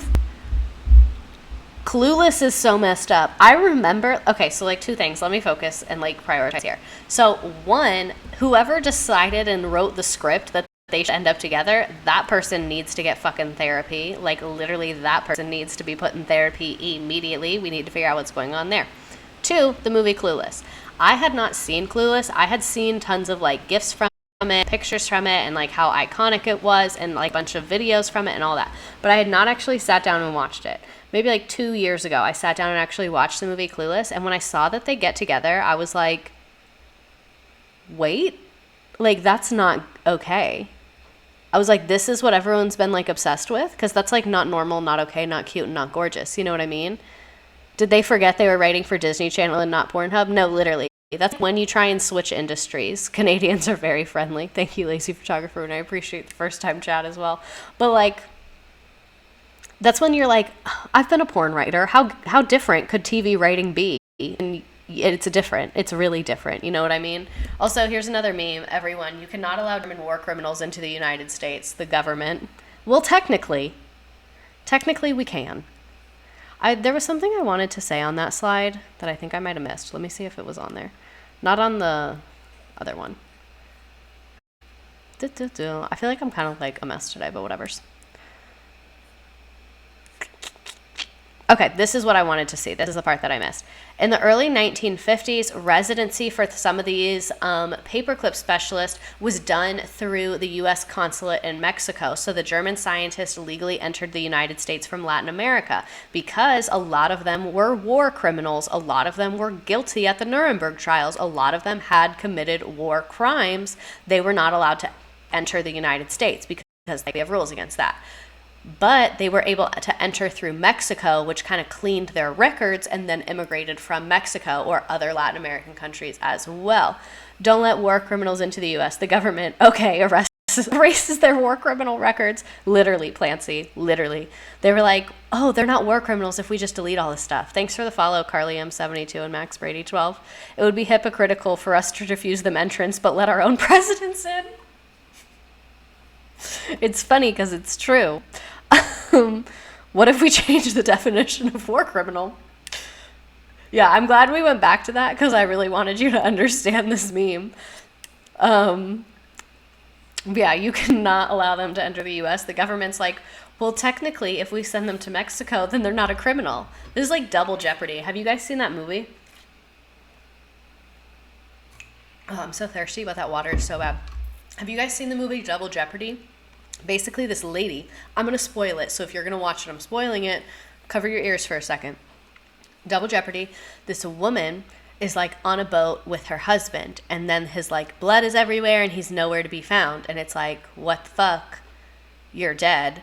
And then she gets put in prison for his murder because like everyone presumed that he is dead. Am I the only one who likes spoilers? I like spoilers too. So she goes to prison for him dying, or for murder. But they never actually found a body. And she was like, I did not fucking murder him. So she's also like trying to get them to look for him because she's like, he's missing. I didn't murder him. And they're like, yes, you fucking did. Side note, while her and her husband were on the boat, her BFF was watching her son, who was like 5 or some shit like that. So then she goes to prison. She doesn't go for that long because like they didn't have a ton of evidence or whatever. She doesn't go to prison for that long. She was also like a white woman in the 90s, so she was there for like 5 fucking minutes, I think. And then she finds out about double jeopardy in prison and finds out that like if someone, you can't be tried for the same crime twice, basically. And so she's like, I've already fucking served the time for murdering him. I'm going to find him and fucking murder him, because she figured out that he was like with her best friend and they were raising her son together. Like he was having an affair with the best friend because like when she was in prison, she'd been trying to get in touch with the best friend because that's who had the son, because like the husband's dead. Actually, the Nuremberg trials survived 24 people, not hundreds. There are numerous trials in other countries, but to say that hundreds of people were guilty of war crimes is a lie. Apologies. I was misinterpreting that. You're right. It was multiple trials all over Europe. Apologies. But they were guilty of like crimes and murder and all these things. Okay, so back to, sorry about my like misphrasing and mistake. It happens to the best of us. But back to Double Jeopardy. So she figures out that like basically her husband and her best friend are like running away with her child together. And so then she gets out of prison and then it's like, I'm going to fucking find you and I'm going to fucking kill you and I'm going to take my kid back. So yeah, it's a good movie. I don't know what it's on. It's old though. Not like old, but it's from the 90s, I believe. Good for her. Right? Literally. Okay. So did anyone else in the government know about this? Did Americans, certified girl boss, she is a certified girl boss, did the Americans know that these German scientists were coming into the United States? So before the official beginning of the program, President Truman was indecisive about it, although he officially approved the operation, 1999, thank you. Although he officially approved the operation, he forbade the agency from recruiting Nazi members or active Nazi supporters. However, they bypassed this by going through Latin America. So even though the president was like, hey, you can't do that, they were like, shh, what if we did it anyway, but we did it like secret? And then this picture, this is a photo of a bunch of scientists, like famous American scientists. A bunch of the people in this photo came to the United States with Operation Paperclip. Not everybody, but a lot of them in this photo. I think this is a NASA photo, but I'm not 100% sure. Years later, in 1963, President Truman said that he was not reluctant because of the relations with the Soviet Union, and this had to be done and was done. So what I find interesting is that like at the beginning of it, like when World War II was still happening, he was like, this is a really fucking like questionable idea. Like we cannot have Nazis in the United States. And then in 1963, when we're like in the middle of the Cold War, he's like, I was always in favor of that. It's a great idea. And it just shows you like politicians like really just fucking say whatever's going to make them look best in the moment, you know? I don't think I could work next to someone who had a literal war criminal 5 minutes ago. I wonder if their coworkers knew. It was like, hey, what'd you do before this? You're like, oh, I worked at Chili's. Like, like, so you're not gonna come out and be like, oh, I was a scientist for the Nazi Party, and now I work for NASA. Like, you're not gonna say that. Maybe they did. I don't know. I have a super secret route to let these in and trust me. And Double Jeopardy is on HBO if anyone wants to watch it. They're coworkers. This is a Wendy's. Yeah. Harry Truman trying to decide if he supports Nazis coming into the United States. I need to use a different font on this. I don't like this layout of these slides. Given what the Soviets were doing to Nazis after the war, it was a case of the Nazis begging the U.S. to take them. Oh my God. So funny thing, while I was working on this, I was watching Brittany Broski on the H3 podcast. I used to watch Frenemies, but I don't watch a ton of H3 stuff. But they had Brittany Broski, and I love Brittany Broski, so I had her on there. And when I was like going through this and I was on this slide, they started talking about her like kombucha girl thing. Imagine it's like my friend finding out he works next to a pedophile. Okay, what's going on with your friend's place of business and work? What's going on there? How are the vibes there? Also, here's the Nearpod if anyone wants it. That's not good. Okay, yeah, but Harry Truman really flip-flopping on this matter. So the New York Times did expose this like pretty shortly after it happened in 1946. So like a year after it happened, and like while it was still going on, people did like find out about this. And according to a Gallup poll, most Americans considered this to be a bad idea. So there's a whole book about this. It's called Operation Paperclip by Annie Jacobson. I have never read it, but this book kept coming up when I was researching this. So I just wanted to like shout it out and give you a chance to read it if you wanted to. Brittany Broski's videos with Trixie Mattel had me crying. I fucking love Brittany Broski, and I love Sarah Shower too. So overall, through its operation to 1990, Operation Paperclip imported 1,600 men as a part of intellectual reparations to the United States, valued at $10 billion in patents and industrial processes. So basically $10 billion worth of like science was accomplished by these people. So it was 1,600 of them that were like NASA scientists, engineers, all that type of shit. They manufacture computer parts, seems kind of whack, but they pay $17 an hour. I don't need any sort of degree. Interesting. Honestly, I would be mad because didn't we just fight to stop these people and now they're considered a government asset? Yeah. And like probably a lot of these men, like a lot of the other scientists and like people they were interacting with could have gotten drafted or like been a part of the war effort. So I would be like, bro, how'd you get in here? Like, who do you know here? Who do you know here? How did you get in here? Also, I'm pretty sure this is Corey from Corey in the House, and that was like one of the first people I had a crush on as a child was Corey from Corey in the House. And That's So Raven. But I had a crush on him when it was Corey in the House. Not That's So Raven, you know. He grew up a little bit. I did too. Nope, just a drug test. Hunters make so much more sense now. Like I was already on their side, but now I'm double on their side. He's a fallen star, apparently a creeper now. God damn it. Damn. That sucks that he's a creeper now. 0 stars on that. So I tried to find data on if most Americans knew about this, but I can't really find that much information. Bestie, you're not going to like what he's up to now. Oh, God. Do you think most Americans were, like, aware of this? Also, I want to, like, show you what this looks like. Do you think most Americans were aware of Operation Paperclip? Like, I know it was in the newspaper. I put that on there that it was in the news. But keep in mind, like, World War II had just ended. It's the middle of the Cold War. The civil rights movement started shortly after this. Like it was a very like intense time. So I could see where this could get like lost in the news.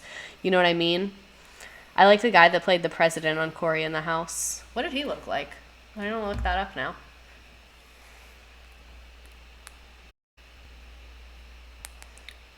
President Corey in the House. People were probably like, I pretend I do not see. Yeah, I think that's probably what it was. Okay. Oh, I recognize this guy. I think mostly World War II nerds are people who had family to be a part of the war in the same way knew, but not the general public. That's what I think. I feel like this is kind of a niche news story that like a lot of people probably wouldn't know and wouldn't keep up with this in that way. I mean, I had very results on here. Also, this is what the president from Cory in the House looks like.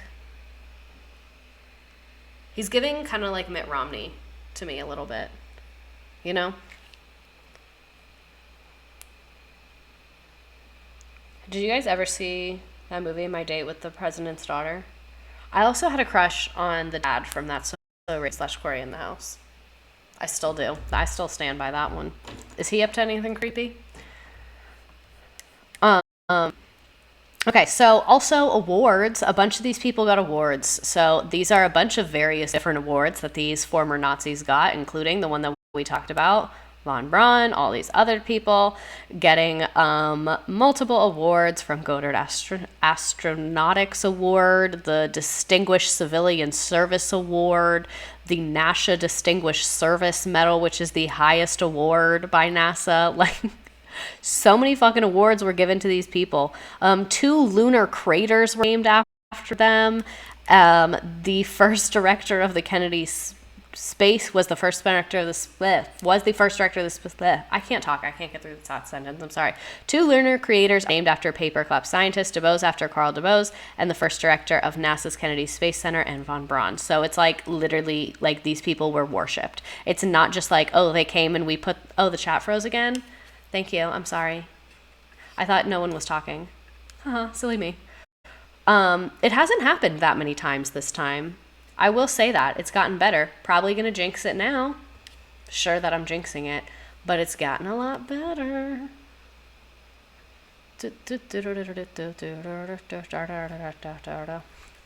I always play circus music in my head and out loud on that. Okay. Let me catch up with the chat. They're probably like, I do not see. I think mostly, yeah, I got there. So I remember him looking like Hotch from Criminal Minds, and now I'm also a fan of him. I can't decide if he's hot or terrifying. Walmart Al Gore. Not Walmart Al Gore.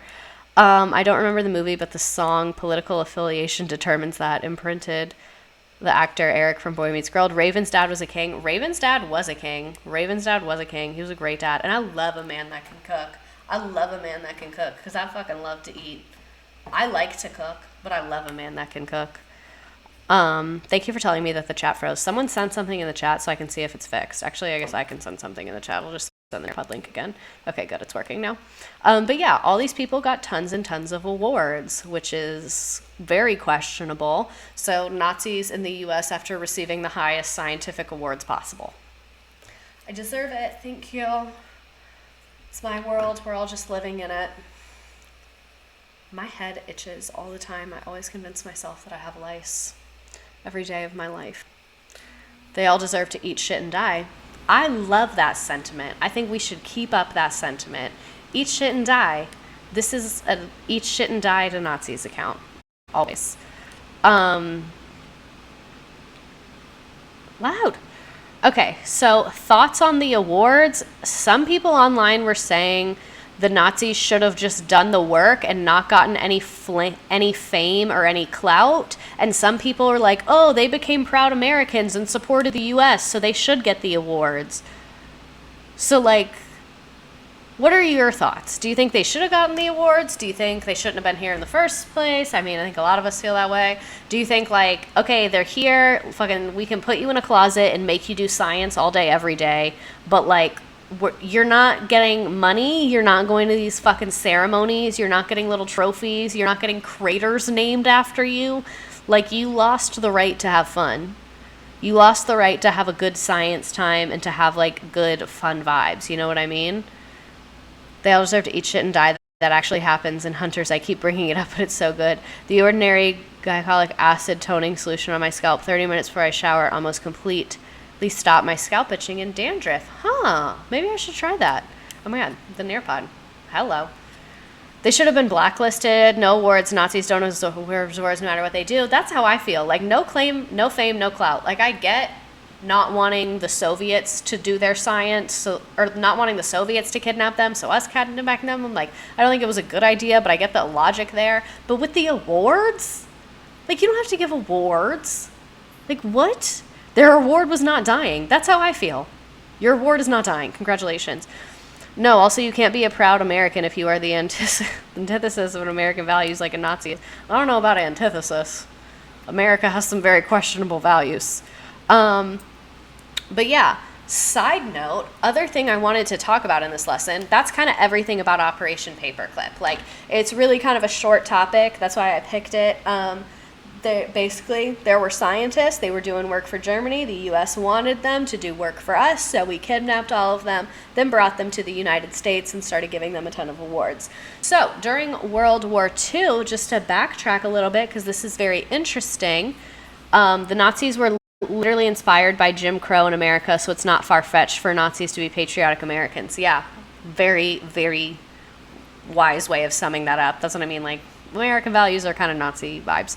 America doesn't really have a great track record of values, especially regarding World War II. Keep in mind, the Nazis based everything off the U.S. That is also true. And genocide, we were the blueprint. The U.S. is the blueprint. I'm just going to keep drinking my disgusting water. It's probably building my immune system. Okay. I feel like a hamster whenever I do that. All right. So the German economy of World War II gave American corporations a business opportunity, and profiting off the death of innocent people is as American as apple pie. So we're going to talk about 3 companies that did this: Ford, IBM, and Standard Oil. There's more, but these are the biggest 3. Also the ones that we still kind of exist with and have today. So American companies to the Nazis. We're going to talk about the details in a second. Chanel. Yes, Chanel is one. We're not doing that one right now, but I should have put that one in there, honestly. This meme. You've got yourself a deal. My sister loves the Property Brothers. Did you guys know that there's a 3rd emo Property Brother? I'm going to show you right now. 3rd emo Property Brother. There's an emo Property Brother. You're welcome. You're welcome for this wisdom I'm bestowing upon you.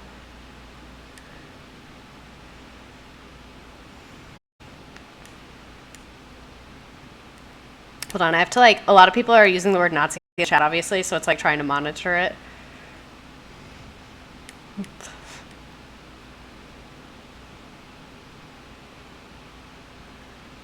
Alright, sorry. I just wanted to, like, add that. We all thought Penguin. I heard that all the homes they fixed were fucked up after. Oh, I don't know about that.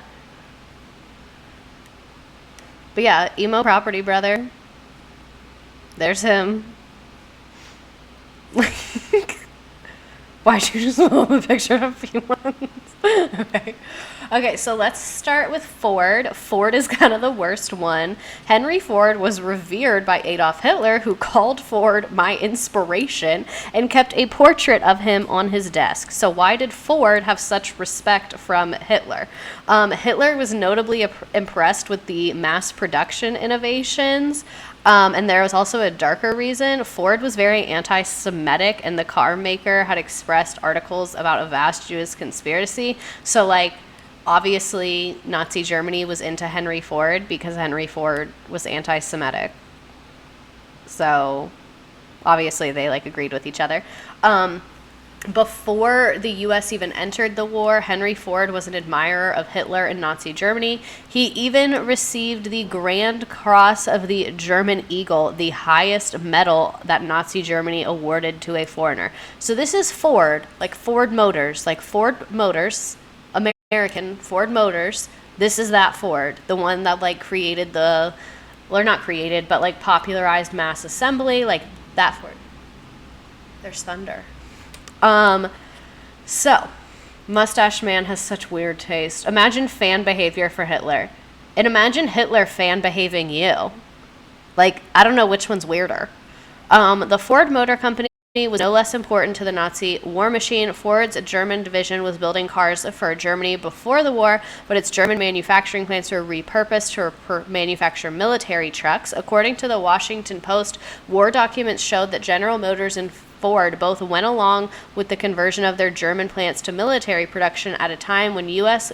government documents show they were still resisting calls by the Roosevelt administration to set up military production in their plants at home. So literally Ford and GM were like, abso-fucking-lutely, you can turn the plant into military production. But when our president was like, hey, we need to turn your plant into military production, they were like, sorry, voicemail box has not been set up yet. Try calling me back later. Isn't Ford the beacon of modern American industrialism? Kind of. It's like Ford, but like the OGs are like Rockefeller and Carnegie and like the major OG industrialists, but Ford is like the model for like a company and an assembly line and like shit like that, I would say. So the company is a German subsidiary. It was also a function of the German war machine, as did other German companies. They used slave labor from a concentration camp. So, jail immediately. How is this not treason? It's because they're rich. Treason's okay when you're rich. Rich people can have a little bit of treason as a treat, you know? And then we also have IBM. IBM is the computer people. Like, you guys know, hopefully. If not, Google it. It was originally called Computer Tabulating Recording Company, and it specialized in data using punch cards. In 1924, their president was Thomas Watson.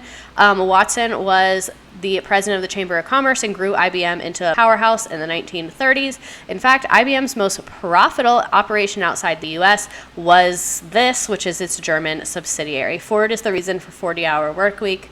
IBM existed back then. Damn, yeah, exactly. Wasn't Ford the welfare capitalist man? I think so. I'm not 100% sure what you're talking about, but I think I am. Also, thanks, Justin XITab, for subscribing. That's pretty fire. So, basically, what was I saying? IBM had this relationship with Nazi Germany in the extent that the company supplied the punch card technology that was used to conduct a census. But the thing is, this census was to track like undesirables, so meaning like the Holocaust, so like the Jewish people that were gypsies. That's not a nice word to use, but I'm just meaning it in like a historical descriptive sense, but it's not nice, don't call people that. And IBM's technology was even used to identify where each individual was sent and how they died. So a lot of, Romani people. Are all of them Romani though? I'm not very educated on like European culture. But yeah, so the Nazis were like meticulous record keepers, and the way they were keeping records was with the IBM stuff. So even after it was apparent that the system was being used for the Holocaust, IBM continued to supply Germany with machines. So it's not like they can say they didn't know, because they literally did. With the entry of the United States into the war, the IBM German people, it was taken over by German shareholders, and then U.S. operations began to support the American war effort. But you can see it's like, even when they knew about the Holocaust, they still were like, whatever. And then, however, an exhaustively researched book revealed that at the same time the American headquarters was working on behalf of the United States, IBM subsidiaries in Europe still delivered punch cards to Nazi Germany through neutral Switzerland. Corporate greed is a motherfucker. Yeah. We're almost done, and then we're going to play the game. Standard Oil, we're not going to go through this one as much just because Standard Oil doesn't really exist like that anymore, and this one's not as interesting. But basically, Standard Oil was an American company, and we gave a lot of oil to Nazi Germany and was the supplier of oil to Nazi Germany. So here's another great meme. If you have not been watching Abbott Elementary, you should be watching Abbott Elementary. Yeah, Justin XATab, big yikes. Big yikes on us for that. Everyone with a moral compass, you should not do business with Nazis because it's literally contributing to genocide. American CEOs. Does he have money? If there's money, we're in. If there's no money, The season just finished up, right? Yeah, I'm about to watch the season finale tonight. No one spoil the season finale. No one spoil it. Thanks. I know already a lot of what happens because I saw it on Twitter, but I am watching it tonight. So, are we surprised that American companies worked for Nazis? Support Quinta Brunson, love her. I love Quinta Brunson so much. Are we surprised that American companies worked with Nazis? No. Yeah, me either. Also, we're about to play a game. You can see the next slide is a game. So if you want to play the game and like see your name pop up there and answer questions about what we just talked about and shit like that, there's the Nearpod code, or you can just watch us play the game. It's fine. Oh, I meant to try something. Damn it, I forgot to do it. And it's too late now because I'm already in it. Abbott season 1 just got 100% on Rotten Tomatoes. Good, she deserves that. Not at all. Heck no, absolutely not. Have we seen the history of American labor and what it's like today? Yeah, literally. Okay. Game time. Let me X out from the third property, brother. I didn't pay as much attention today. I fear my results in the game. This one also was like, I don't know, I didn't love this one going through it. Like the bouncing around of it, I didn't love. Like I could have done a better job on the order. So I feel like we're all going to be struggling a little bit. Let's do the Himalaya one. I'm going to not play the sound on your devices because that's annoying. But go ahead, pick your little people. I think we're all going to be struggling in this game. The answers, like, it's not as hard as the last one. The last one was really hard. This one's a lot easier. So we shall see who wins. A little scared. Don't be scared. We're all just here to have a good time. And if you want to join, I just put the link in the chat again.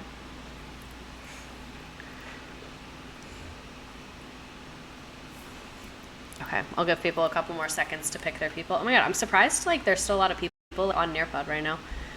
I gotta go now, but ready for the 420 weed episode. Y'all have fun. I also, like, this is a secret, but I might celebrate beforehand. I'm not gonna say anything. Like, I'm not gonna say it like that, but I might have a celebration of the holidays before my themed stream. So that one might be really interesting or really bad. Okay, I'm going to go ahead and hit start on this game. If you're not in it yet, I haven't seen anybody pop up in a second. If you're not in it yet, it'll still let you join. There's 16 people in here, so I'm eager to see who wins here.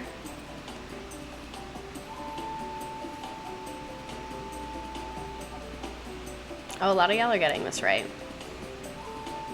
Cheers. Good luck, everybody.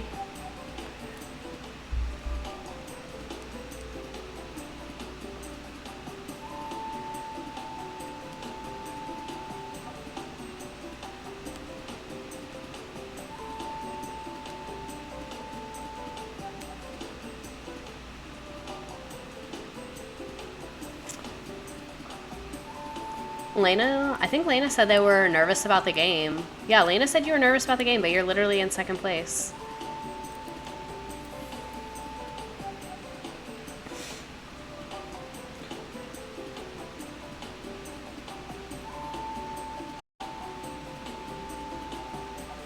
Ooh, G is number 1 now.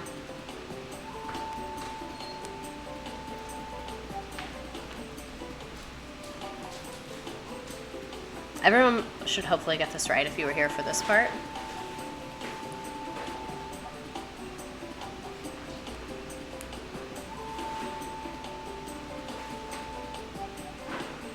I need to get a new phone. I feel like my phone is fucking up literally constantly every single day of my life.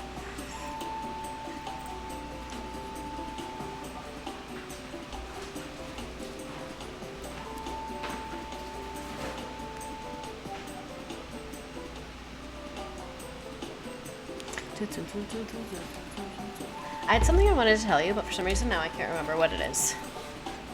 And my back hurts. My back's aching, my broad's too tight.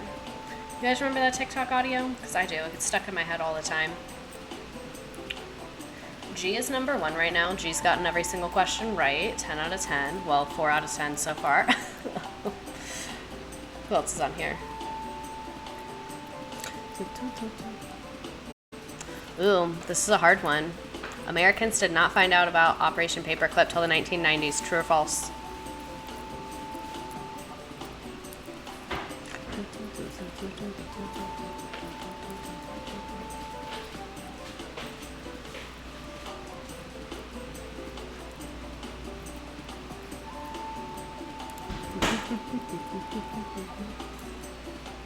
All Nazi scientists were brought to the U.S. True or false? I don't know why I'm so tired today. Actually, yes, I do. It's because I've been doing a ton of shit forever, but...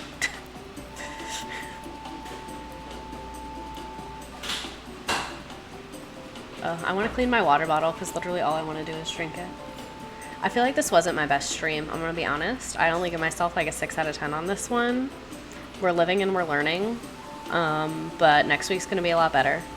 I thought of this topic really last minute. Like, I didn't think of this topic till yesterday. Normally, I think about it further in advance than that and think about more what I want to say in the memes and stuff. I don't know.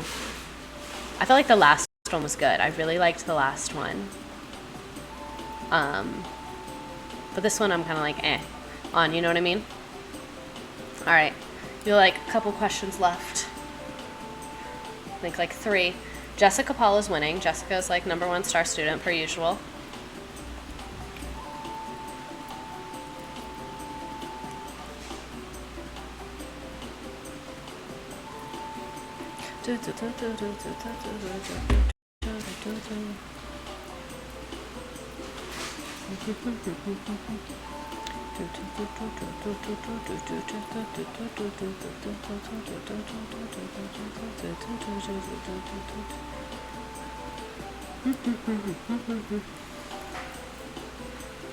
Which company did not work with Nazis? Make sure you're reading. That's weird. Why did that one just finish so fast? Everyone answered really fast, I guess. Interesting. How was the U.S. able to bring in literal war criminals?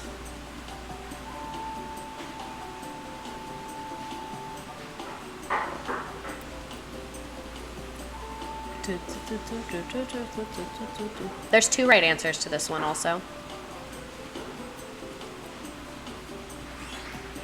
Dee. Alrighty, Jessica in #1, Bubbly in 2, G in 3, Plancy in 4, Allison in 5, Lena in 6, Tasha 7, Billy Coward 8, Slay 9, 10 is Max, 11 is Leela, 12 is Kay, 13 is Clean, 14 Lindsay, 15 Cheyenne, 16 Becca Lucky, 17 is Stephanie. Nice job, nice job. I'm going to go back to the questions, comments, whatever. I'm going to hang out for a couple more seconds, probably not a super long time, so I'll probably log off in a few minutes. But questions, comments, memes, whatever, that's the whole thing. Sorry that this wasn't like the most put together, funniest or best one that I did, but I thought it was kind of a weird niche topic that is interesting to learn about. So hopefully you got something out of it. If not, sorry about that. But yeah. Can I follow you on Peloton? Yeah, my Peloton is Redacted. Yeah, I'll put it everywhere. Oh, the chat's frozen again? That fucking sucks. Thank you for telling me. I have it like the way it's up right now. I don't have it right. Oh my god, sorry. The chat is super frozen. Oh, I'm getting rated. That's fine. That was fun. You did better than you thought. What a cute little game. Vibes. I won for the first time. Congrats, Jessica. The last one was funny. I don't know why I was weeping, but the whole time. Oh my god, sorry I wasn't keeping up with the chat at all. Gotta go. Ready for 420. I do not feel confident today. The topic was about men and the girlies like to gossip. It's because the topic was about men. I think that's what it was. I think that might be what it was. The last one was funny. Vibes. I won for the first time. Congrats, Jessica. Jessica's a founding subscriber. Jessica also won the game. Jessica is better than all of us. Is the game like Kahoot where you get more points for answering faster? Yeah. No die. Just leave. Peloton is Redacted. What is rated? I'm confused. It's like people send the same message again and again. It's like sometimes it's fun. Like this was fun, but sometimes they're annoying. Like they're fun though. It's cool. Sometimes they're like profane though. Someone else just finished streaming, so they shared their viewers here. Oh, I'm glad we stayed away from existential stuff this week. Maybe that's why it wasn't as good. Rated means the streamer is ending and they want to bring their viewers here. That's cool. I didn't know that. And Kimbrielle is a hype train conductor. I'm literally such a boomer. Like, I don't know what any of this stuff is. That is nice, Slay. Yeah, there can be bad ones. Yeah, that's cool. We just like your TikToks and you're a badass, so we want to raid. That's what I thought. Thank you. It was like good vibes raid. Yeah, we're a friendly raid. That's what I meant. Like, sometimes they can be hate raids, and I got one of those one time. But this was good vibes only, so I appreciate that. I love that for us. Thank you. Welcome. But yeah, you can follow me on Peloton. It's Redacted. The chat is freaky. But yeah, I'm going to hang out for a couple more seconds. Let me text my boyfriend. I want to go over there and watch Abbott Elementary. Oh my god, do you guys want to see my grandma's dog? Look at this dog that my grandma's getting. Literally, look at it. Gonna make a Shirley Temple. I want a dirty Shirley right now. Look at this dog. It's like hard to see because of like my phone on the light. What's its name? She hasn't named it yet. I think it's like shelter name right now is like Daisy or something like that, but I think she's like gonna name it herself. It's a freaking cutie though. I screamed. No, it's literally so cute. Like, look at it. So freaking cute.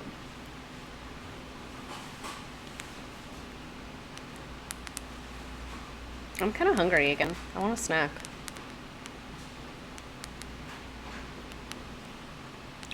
Okay. I'm gonna log off in her Queen Lizzie era.